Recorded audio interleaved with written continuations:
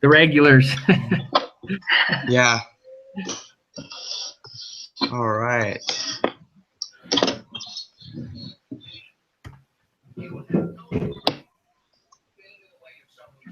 All right, so we are live, and we needed to find an example of a creditor's rights when there's a default of the debtor. So I will go ahead and go first. Let me pull mine up real quick.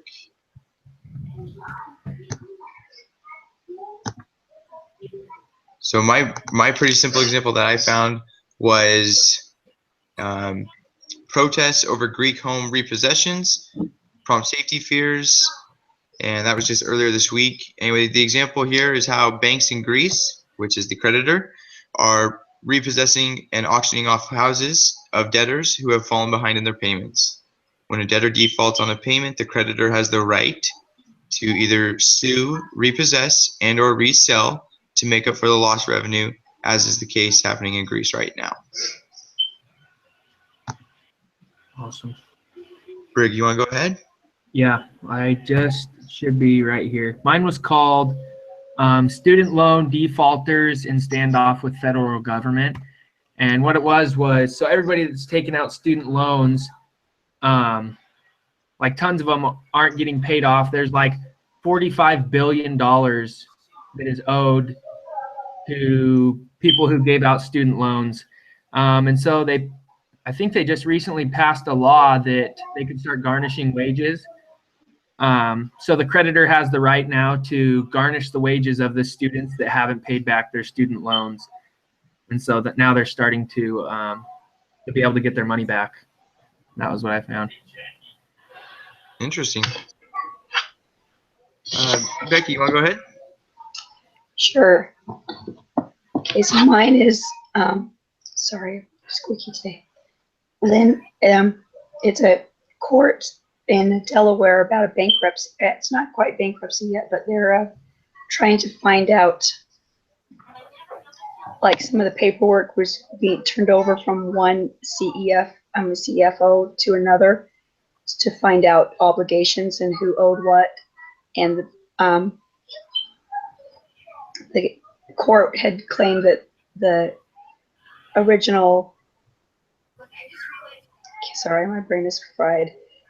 The original person didn't turn on all the paperwork, so they can't determine on any of the collateral information that they have what is tied to that collateral, so they can't use it or against it or pay out on it because they don't know what is already owed on it. So.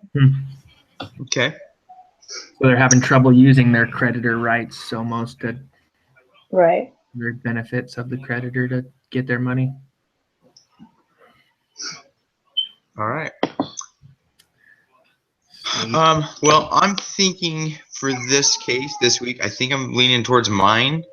Yep. Just because I think it's simple and I can write a question out of mine. Yeah. Does that work for you? Sounds fine with me. Sounds Okay. good to me. All right, sounds good. I don't know. Did you guys notice how he posted a link for the final exam, like to start discussing it?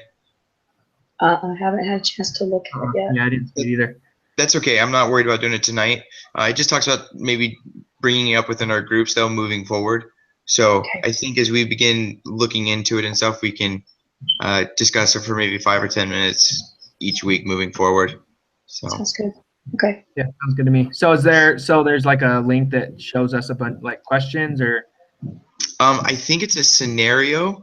I haven't looked at it yet either, but I believe it's a scenario. He does provide a page with information, and it presents a scenario that we have to come up with questions and ideas on how to resolve the scenario.